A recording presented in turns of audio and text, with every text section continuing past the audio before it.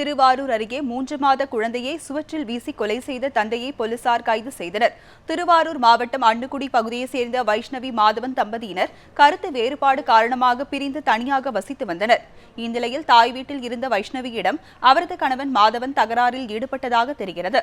அப்போது 3 மாத குழந்தை ரோஹித்தை தாயிடம் இருந்து பறித்த மாதவன் சுவற்றில் வீசி எறிந்ததாக கூறப்படுகிறது. இதில் அந்த குழந்தை பரிதாபமாக உயிரிழந்தது. தகவல் அறிந்த காவல்துறையினர் குழந்தையை சுவற்றில் வீசி கொலை செய்த தந்தையை கைது செய்து விசாரணை மேற்கொண்டுள்ளனர்.